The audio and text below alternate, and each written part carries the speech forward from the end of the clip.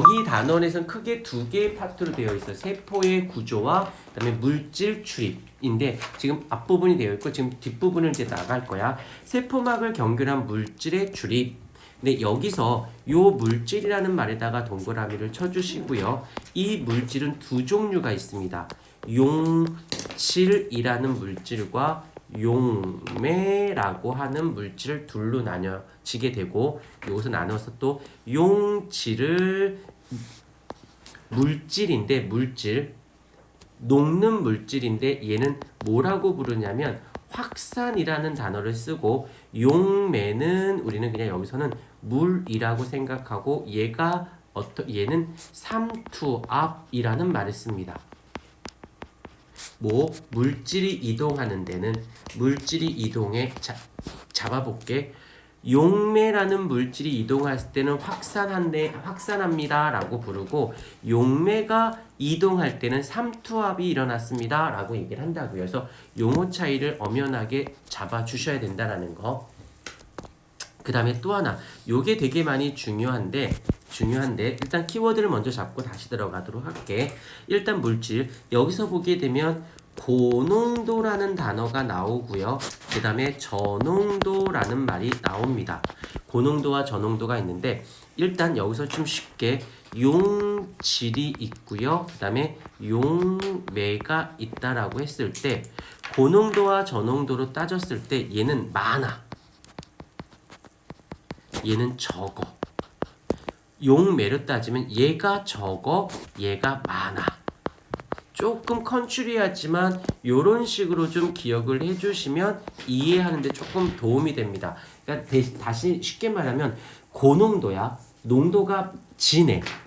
농도가 진하다라는 건 건더기가 많고 물이 적다는 뜻이고 저농도라는 건 용질이 건더기가 적고 물이 많으면 저농도, 묽다라는 뜻이지.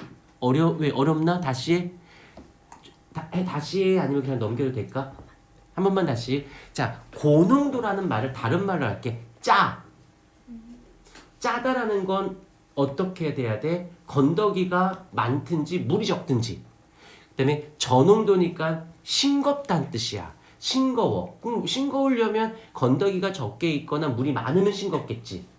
무슨 말 뜻인지 이해가 되었을까? 그래서 얘가 더 쉽게 할게. 용질은 건더기라고 생각하고 건더기라고 생각해 주시고요.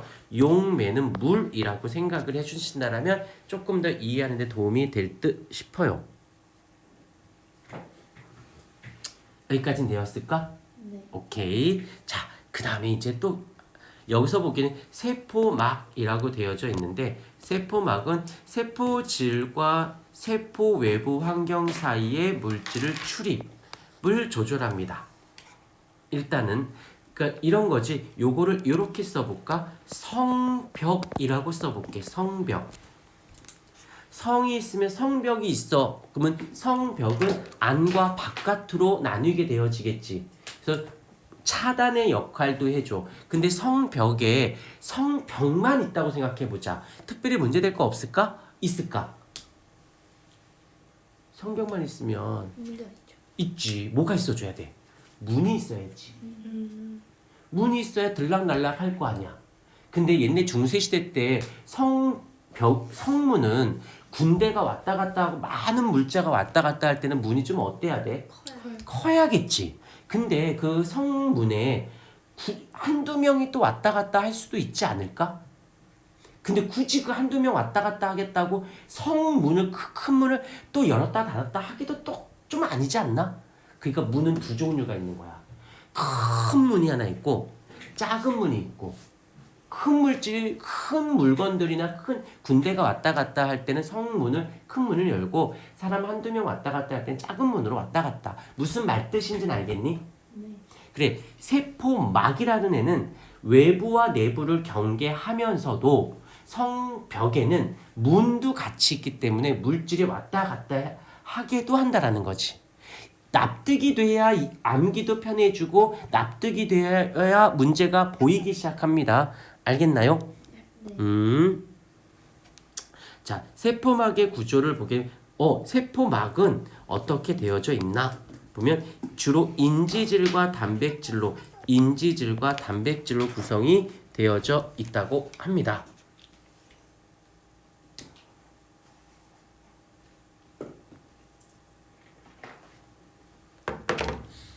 여기서 세포막의 유동성이라고 되어져 있는데 세포막을 구성하는 인지질과 단백질이 한 자리에 고정되는 게 아니라 움직인대. 자, 근데 여기서 세포막은 몇 종류로 되어 있어?